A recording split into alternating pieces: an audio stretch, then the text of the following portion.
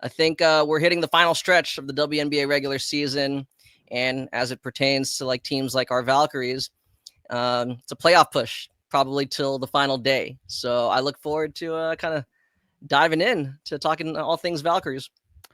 It is what are we 7 games left for the Valkyries in the regular season, I think, something like that. Yeah, 7 to go. And there's 2 big games this weekend. This schedule is so funky. They pretty much had the week off. And then they play back-to-back at home. So Yes. Saturday, which I am attempting to go to, though I was talking to Conrado before we started recording. The tickets are not inexpensive, I would say, compared to Warriors tickets anymore. They're still not at that level. Warriors tickets are kind of insane, but you're spending a pretty penny to go to Valkyries games these days. Good for them, good for the market.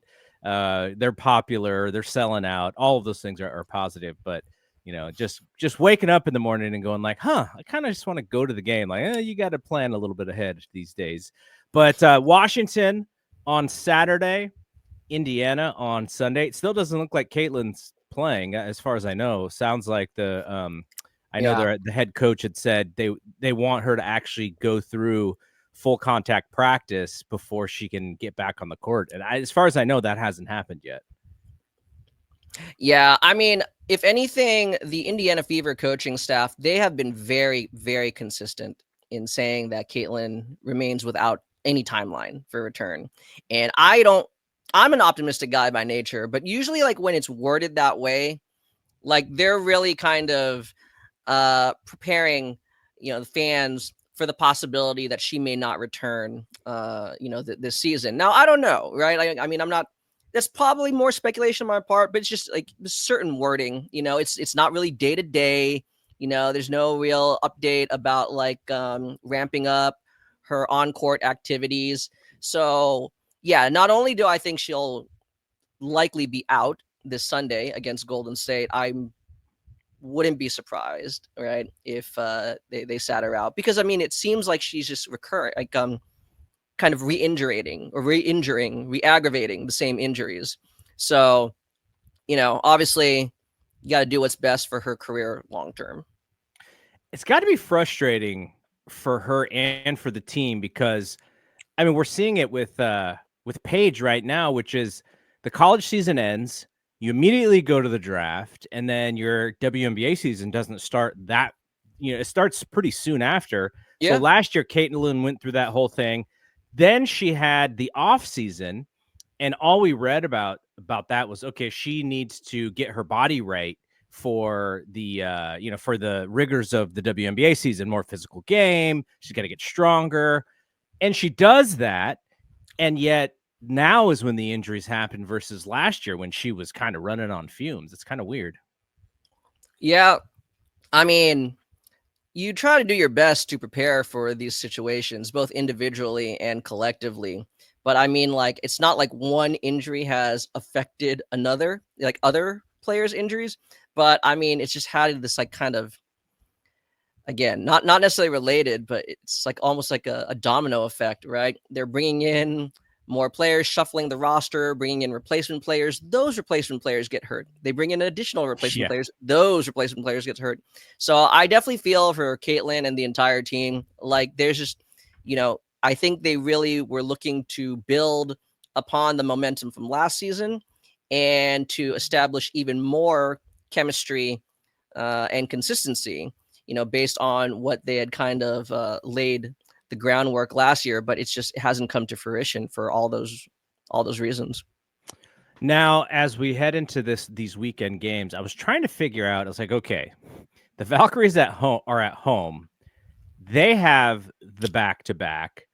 At least, as far as I can tell, the Mystics nor the Fever have back-to-backs. So actually being the home team here is to the detriment of the Valkyries, because they have the back-to-back and not the road teams who come in.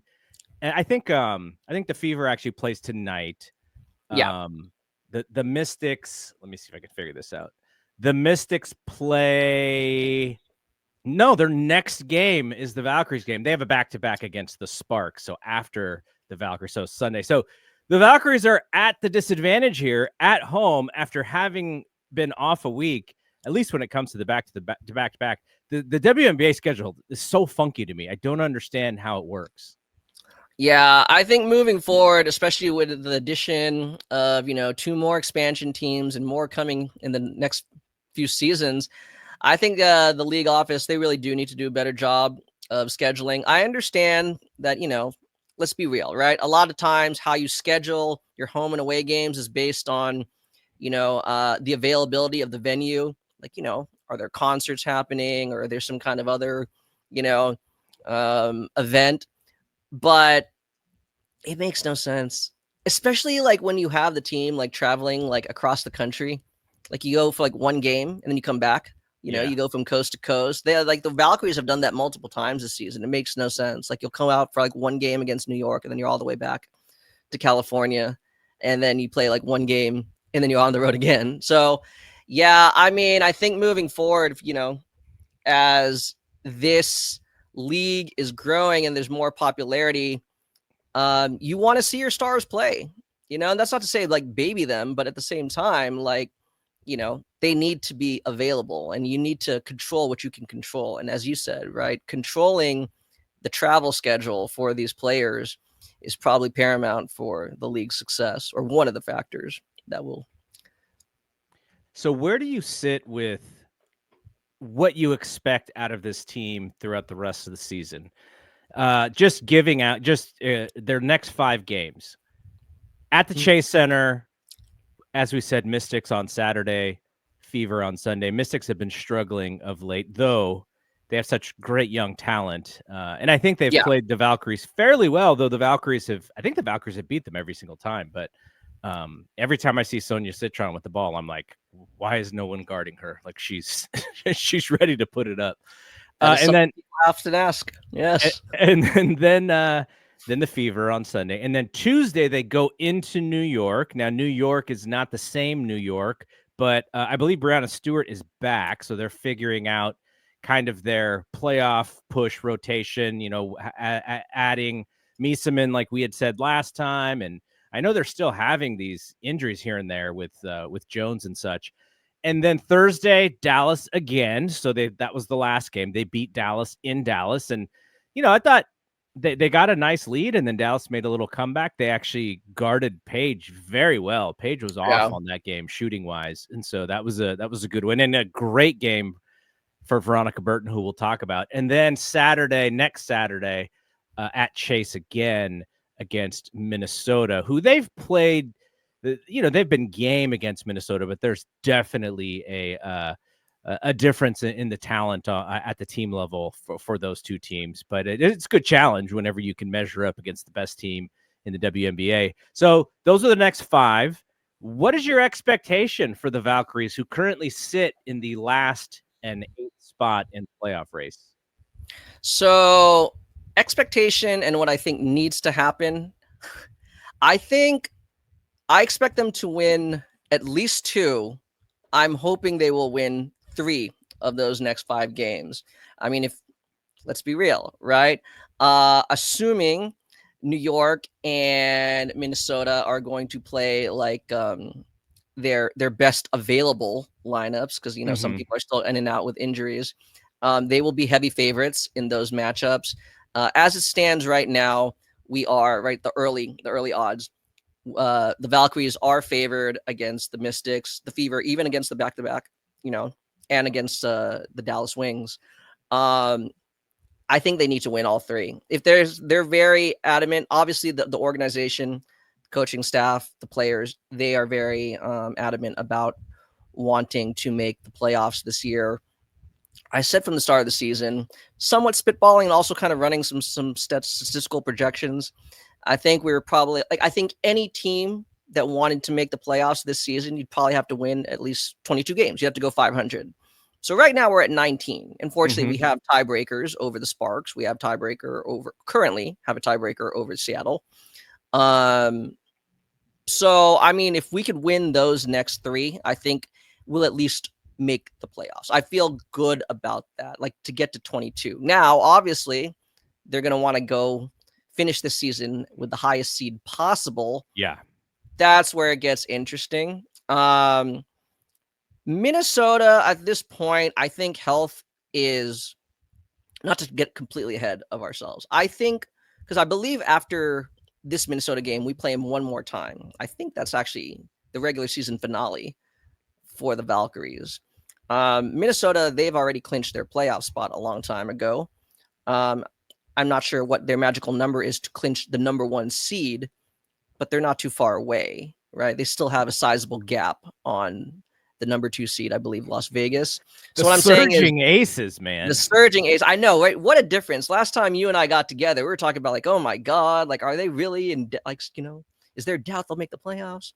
But going back to it, like towards the end of the season, some of those teams like the Lynx, if they're already clinched their playoff spot, they may kind of be, kind of just going through the motions on that final game of the season. Like they may, kind of rest some of their stars. So it might give the Valks, right, a little advantage in trying to steal one more win towards the end of the year. But we can't bank on that. So I would say these next 5 games, they really got to do what they can to get 3 wins.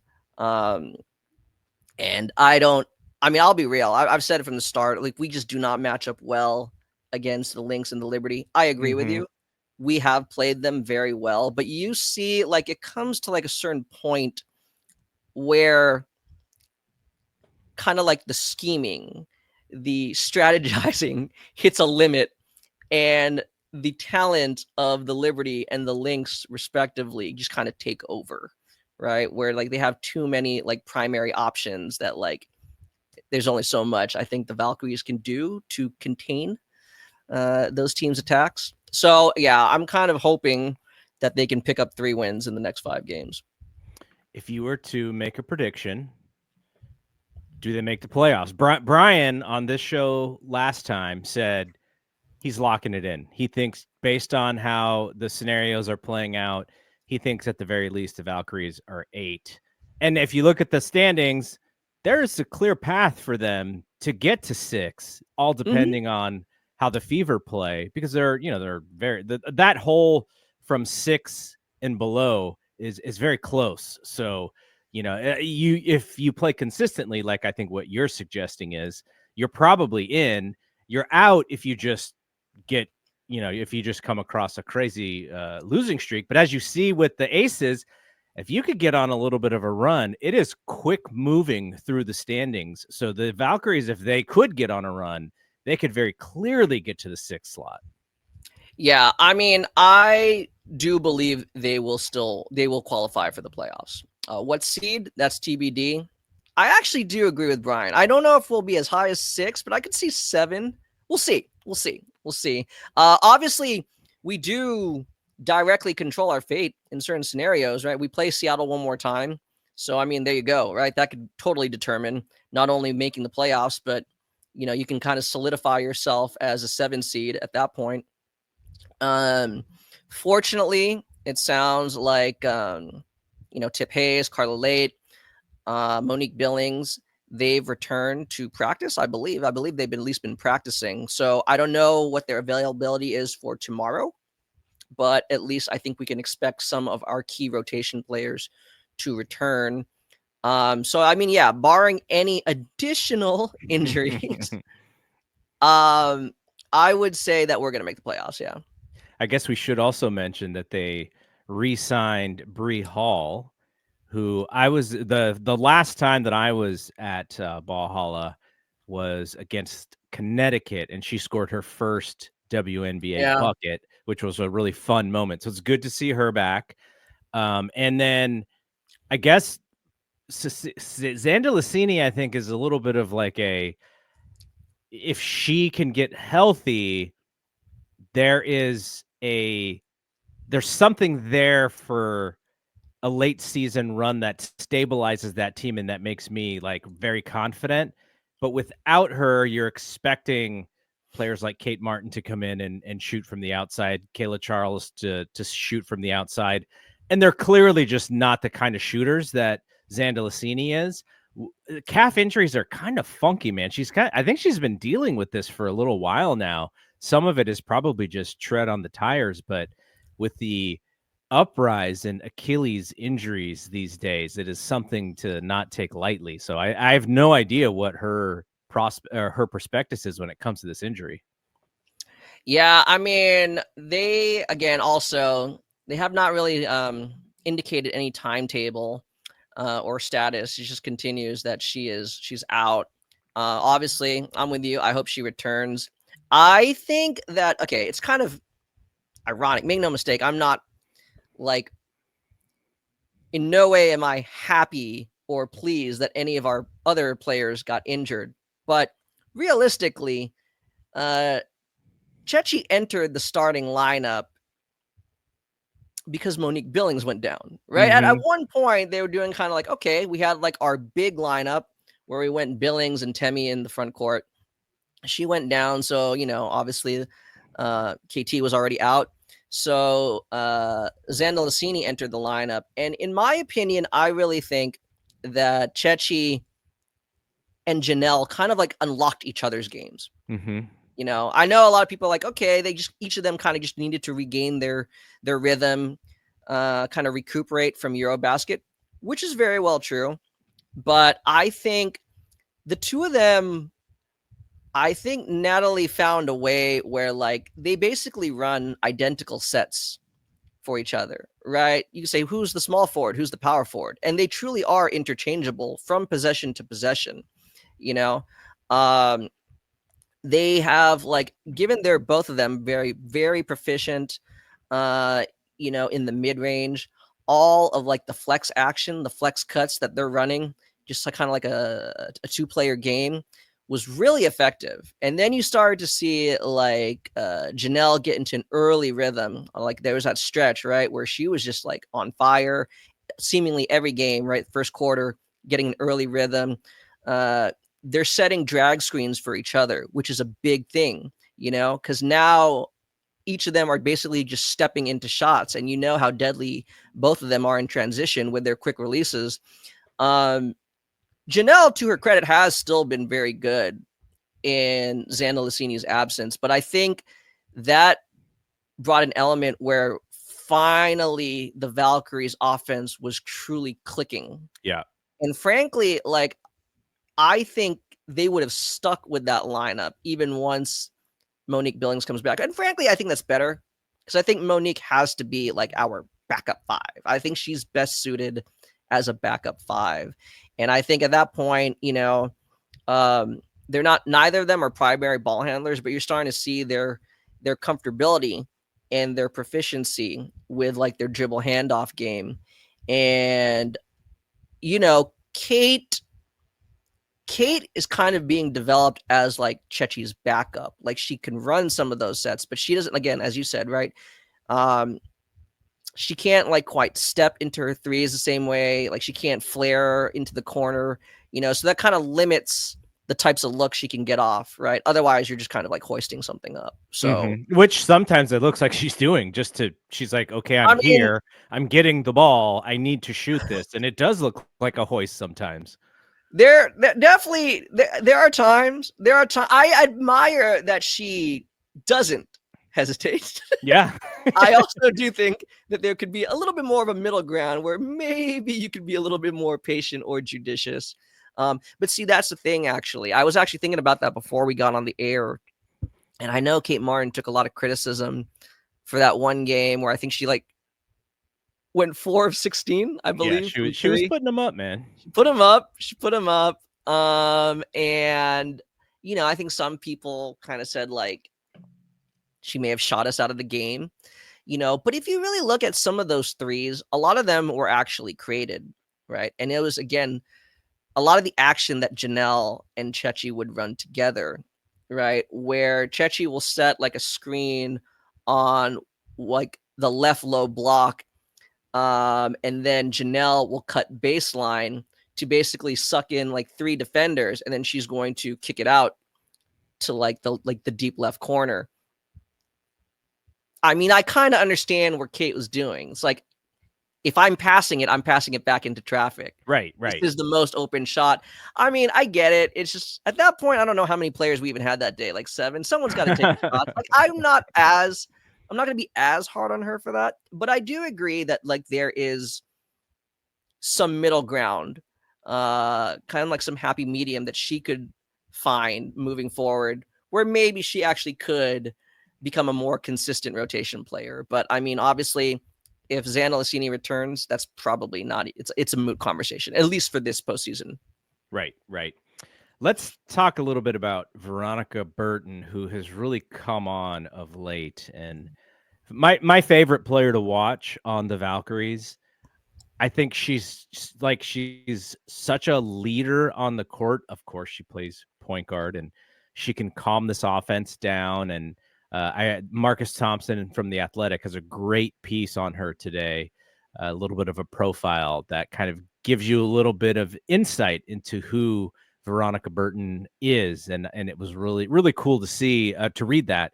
But I think she has over exceeded expectations of who she was going to be. And now you have people talking like, well, maybe she is the point guard of the future, and you can put pieces around her or around the team, knowing that you don't necessarily need a star point guard. You may have one. You may have a point guard who is going to grow and blossom into an all-star player. What do you think about Veronica? I mean, I am probably leaning more towards that sentiment of she is this franchise's point guard. During after the time of the expansion draft, I was really high on the selection of Veronica Burton. But even then, like I'm with you. Like my expectation for her and my assessment of what her ceiling could be she's absolutely exceeded everything. Like I wasn't even sure that she really is a point guard, not to be like a traditionalist, in the basketball sense, but my co-host of East Meets West, and he has followed Veronica Burton's basketball career, like going back to like her prep days. He was all like, I don't know, maybe she's like more of like a high-end combo guard. Mm-hmm. I don't know if she should actually be a team's primary ball handler or primary facilitator, playmaker. Oh my God. Like she has absolutely emerged as one of the best pure point guards in the league. Like, I mean, I truly have a sense of security. I feel a sense of security when she handles the ball. Frankly, when she turns it over, I'm shocked, which is a good thing, right? It's like, that's how rare she makes quality decisions. Yeah, I mean, I'd have to check, but I believe she's like she has the third best assist to turnover ratio. She is amongst the league leaders in double-digit assist games, multiple double-digit assist games without a single turnover. I mean, that's pretty crazy, given that like her usage, her minutes played. Yeah, as you said, she has absolutely exceeded every possible expectation, to the point where I'm with you. It kind of really does, again, not to get ahead of ourselves, but moving forward for the front office, how they want to continue building this roster. Because, I mean, I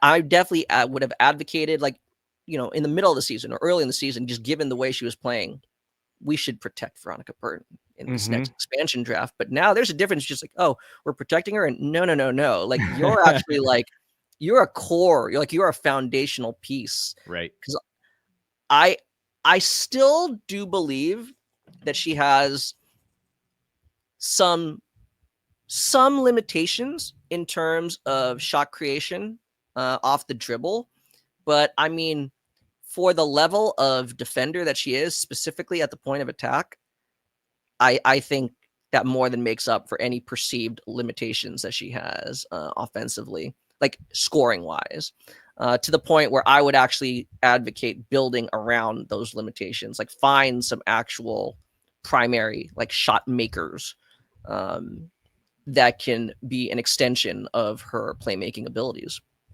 By the way, shout out to Tulip Plays and JK in the chat. I don't think that's Jonathan Kuminga, though. We will talk about Jonathan Kuminga when we do our Warriors stuff. So one other thing I have about not seen him at Valhalla yet. One other thing about Veronica that I think needs to be pointed out is who knew she was going to be so good defensively too? Like I again, I'm a late viewer to watching day in and day out WNBA basketball, but they have done a really good job at stopping or limiting some of the top guards in the league this year, and I think she's a big part of that. Oh yeah. Oh, definitely, definitely. I mean, depending on who you asked, again, like I remember, I mean, I knew this, but my co-host was quick to remind me that Veronica Burton was the 3-time Big Ten Defensive Player of the Year. So, I mean, she definitely had the skills, she had the pedigree. But again, going back to it, was she more suited to be like a specialist as opposed to like one of the premier two-way guards in the league? Because in my opinion, that is what she has become. Like I think she really is risen the ranks of like the guard hierarchy. Because again, right, like the way she was used in Connecticut, you come in, you play like maybe like 5-minute bursts in each half, and they stuck Veronica Burton on like the other team's primary ball handler, and you're supposed to like just completely agitate them and pick them up like full court. She's doing that, except she's also like leading the team in scoring and assists and at times rebounding. Like that is where it's like, can you still defend at that high of a level with that much of a workload? And she is like, it's incredible. That's why like I see people like, fans who are already turning their attention to the off season. And I see a lot of fans of other teams putting Veronica Burton on their free agent wish list. I mean, fortunately, Ohemanianen, smart, extremely, it's not just drafting the talent. Did you draft the right kind of contract? Because she is our restricted free agent. I would be shocked if the Valkyries don't match any offer on her. So, I mean, I would imagine she'll be playing in Valhalla for the foreseeable future. I do want to talk about the possible expansion protections here in a second, but I want to mention to the folks listening and also in our YouTube chat here, we are in the process of attempting to put together a Discord that focuses on the Valkyries, on the WNBA, also focuses on the Warriors and the NBA. We will I still plan to have channels about the other Bay Area teams as well, because, our entire thing is focusing on that. But if you want, my goal is to kind of get it out by the time the playoffs start. But if you want to get in a little early, if you want to kind of help us with the beta testing, anybody who wants to do that, shoot me an email, gg@bspnmedia.com. We have a couple of people who are going to be in there as we kind of create the channels and the little bit of instruction and such. But in the next couple of weeks, we'll get that out. But if you want to kind of help us test it, shoot me an email and we'll get you an early invite, and you can kind of help us figure things out in there. Okay. You mentioned the expansion. If the rules of the expansion protections are the same this year as they were last year, who do you think are the 6 that get protected? Yeah, I've been asked this question a number of times, and I understand why it's difficult for some fans to answer. I mean, obviously, a lot, as you said, a lot of these players have exceeded, I think, every expectation. I would say every single one, right, that has joined the Valkyries at one point or another has exceeded expectations. And of course, right, like I think that's the mark of a great team, being able to resonate and connect with their fan base. Because I think a lot of fans feel like they have like a nice attachment or connection to these players. But for me, if I'm looking at it, just moving forward with regards to roster building, we have to keep in mind that any player whose rights are affiliated with the Valkyries are subject to the expansion draft. So, for example, friend of the show, Yusuke Yoshite, right? Yeah. She would have to be protected, even though she's Brian not reminded me about that, because isn't that how we got Carla? That is exactly how we got Carla. And another player who has yet to make her WNBA debut, Maria Conde from Spain. who I am so high on. If you watch FIBA ball, like you'll understand my enthusiasm. I know a lot of our audience right now, they're big on European, like EuroLeague. She's an absolute star out there. And it was clear, like when we drafted her, she wasn't going to come over this year. Her hope was to come over next season. That's TBD. She got injured. We'll see. But to answer your question, was hers as was it an Achilles as well? What was her injury? Yeah, it was a nasty one. I mean, I don't want to say fortunately, but if it was going to happen, at least the timing was early in the season. So if she were to return, like she would be able to return in time. It seems like she'd be able to return to full basketball activity around training camp. So, that opens the door. But to answer your question, 6, okay, Veronica Burton. This is in no particular order. Just Veronica Burton, Carla Late, Janelle Salon, Yochite. You say Yochite.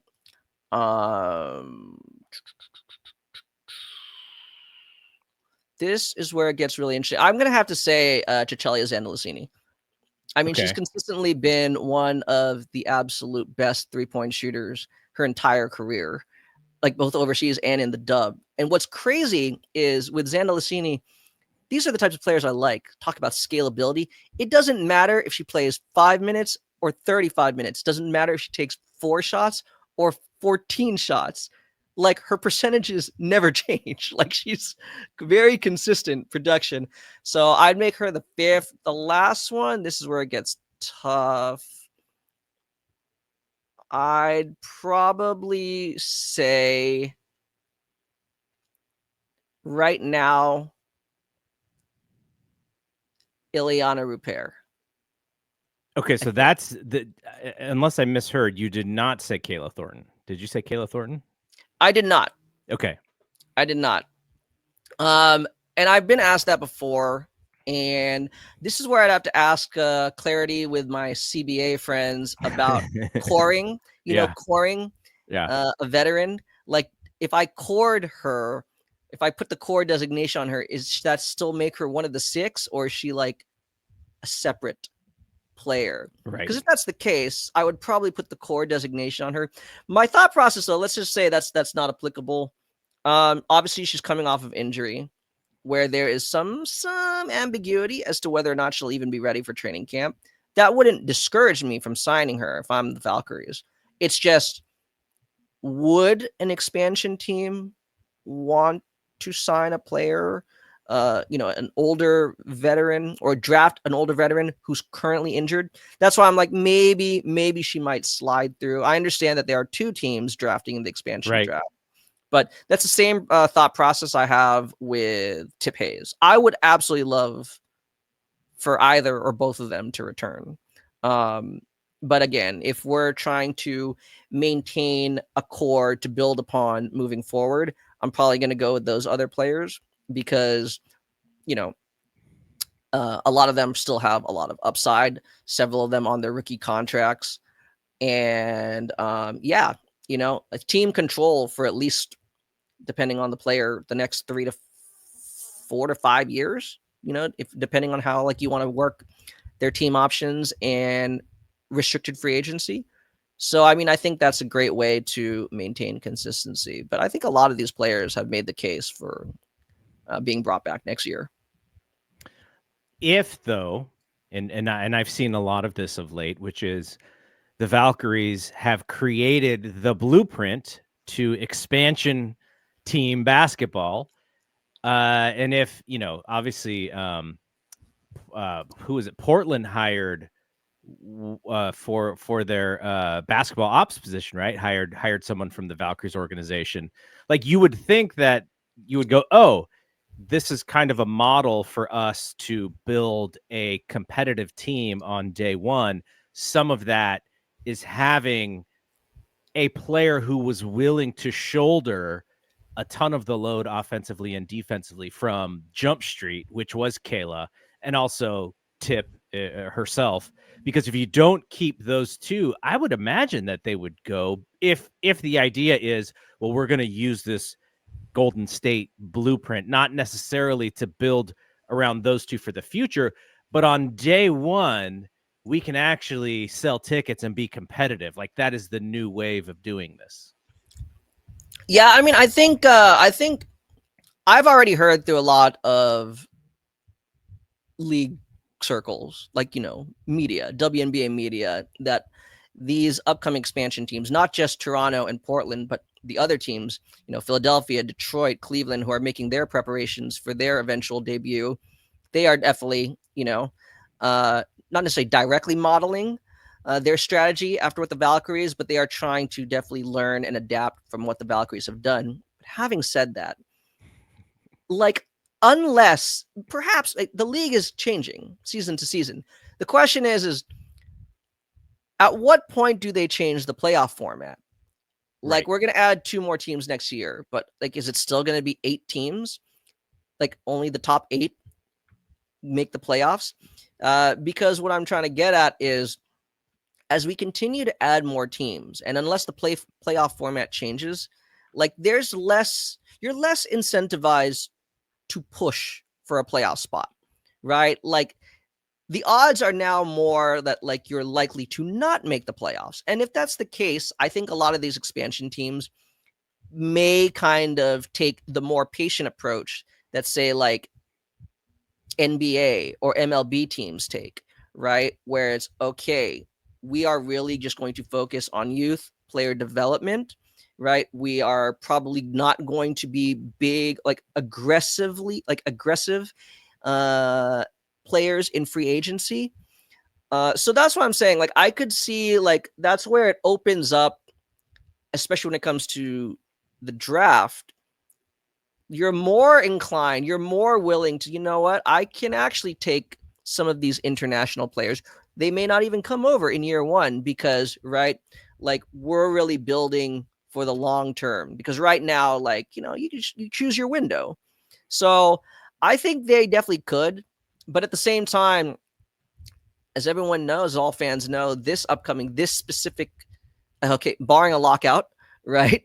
Like, this upcoming summer, at least as it pertains to the Valkyries, and I guess to lesser extent Toronto and Portland, it's just this upcoming offseason, a majority of the league's current players are going to be a free agent in one form or another, right? Unrestricted or restricted. Meaning that, like, I think that's kind of where, like, the Valkyries, again, I'd want to bring KT back. I'd want to bring Tip back. At the same time, given age, injury, Tip I don't even know anymore, like, if she's kidding or not about, like, retiring. I guess what I'm trying to say is, I think the Valks will be a very desirable, like, destination.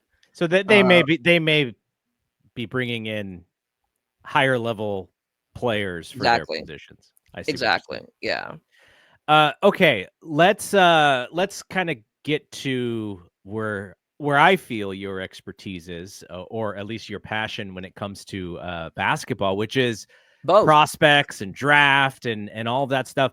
Like, obviously, we don't know how the WNBA No. lottery or draft process plays out. I think the Valkyries, they had the 5th pick. I don't know if Portland and Toronto, where they're going to fit in for their picks and how that's going to work. But like, if the Valkyries make the playoffs, that means they're going to be out of the lottery for Correct. the draft. So, we may be talking a post even behind the expansion teams as far as where the pick is concerned. So maybe you're Right. talking like 7 or 8 rather than like a top 5 pick. So as it's a very early in your draft board season. We talked a little bit about that last week about the Spanish player that you had very high. And we also talked about Lauren Betts. We talked about AZ Fudd. Who kind of behind those players, more into that 6, 7, 8 range, are you high on, who we should be kind of looking out for, whether it's watching college hoop this year or figuring out, if they're overseas players? Like, who would be pretty high on your list of, when college basketball starts, keep an eye on this person? Right. There are a couple names I'll throw out. I've purposely not really posted too much, right? Because I like to just kind of, like, unveil my draft content, like, make a Right. big bang. But people hit me up every now and then. I'll answer their questions. Yeah, I mean, if if the format stays the same, then if the Valkyries make the playoffs, the highest we'd be picking in the draft is 8th, right? It'd be the 5 lottery teams, the 5 teams that didn't make the playoffs, Portland, Toronto in some order, and then the Valkyries. And obviously, the higher seed we are, the lower we pick in the first round. My personal big board already seems to deviate from mainstream big boards or mock drafts. So I'll just kind of preface that. However, I think the players I'm about to say aren't it's not completely wild if they're taken in the top 10. So let's say we have a top 10 pick, like 8, 9, 10. One player who I think, if she's still available, would be a fantastic is Connecticut power forward center Sarah Williams. Just absolutely. Frankly, I have her ranked a little higher than that. But again, if you see her on some of like the mainstream mock drafts, she's usually around that range, like the back end of the first round. Just incredible like ball skills for her size. She's about like 6'4", 6'5", extreme agile, like very agile.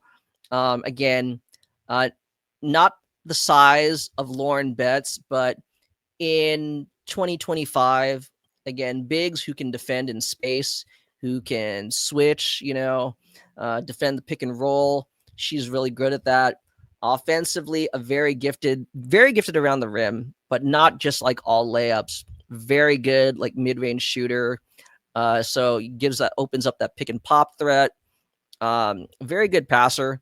So I think she would really fit in with what the Valkyries like to do with kind of like their big to big screening action. We've seen Monique Billings and Temi Fagbenle do that a lot. And to their credit, this later in their careers, they're willing to kind of step out of their comfort zone this year. And on those like double screen high action, one of them is willing to let it fly from 18 feet or beyond the perimeter. I could imagine Sarah Williams doing that. So I like her. Another one is, again, this is interesting because I'm not sure if they kept all the players who I said we should protect. It might be a little positionally redundant. However, my draft philosophy usually is best player available, regardless of position. So there is Iana Martin from Spain. Mm-hmm. And she is, again, just a very, very dynamic playmaking guard. I mean, I guess you could call her point guard, maybe combo guard. I don't think she's truly a pure point guard. But, I mean, again, just very creative playmaker in transition. Good shooter. Obviously, I know the Valkyries would like to upgrade at shooting. And, again, she is playing overseas. But she will be draft eligible, right? Just the nature of the draft rules for international players. Like once you hit that age, you're just automatically eligible. Like you don't really declare. So if they want to pick her, they can pick her. She's usually mocked somewhere in that range. And then I'll just give 2 more names real quick. This player I'm higher on than probably a lot of people, but Oklahoma wing Peyton Verhulst. I think she's got to be one of the most dynamic wings in this draft class, in the sense that like she's very good at everything. Is she great at everything? Not necessarily, but at that point, like, hey, this is like a true utility player. Like she could actually help.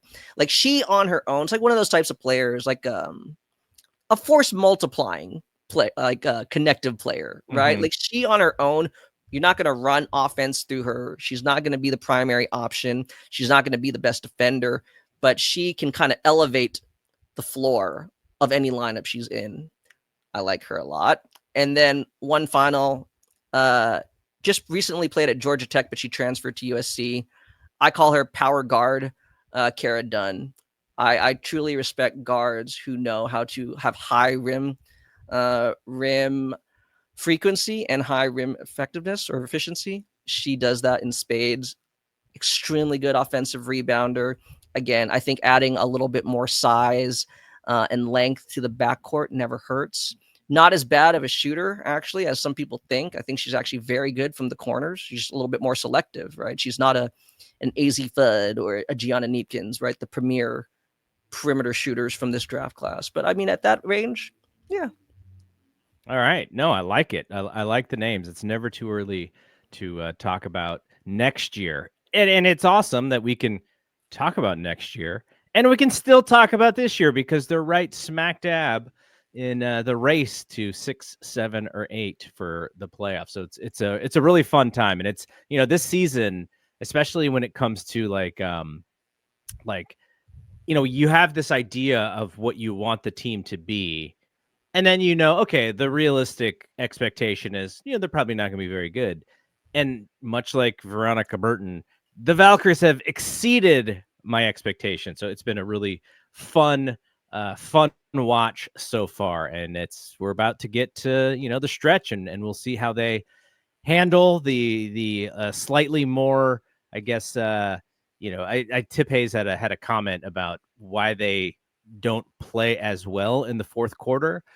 And she was just like, I forget the exact quote, but the sentiment was like, man, you just got to be emotionally strong. Like you just have to like that. That's the thing. Right. So that's what I'm watching for is how they play down this stretch and how Natalie has them ready.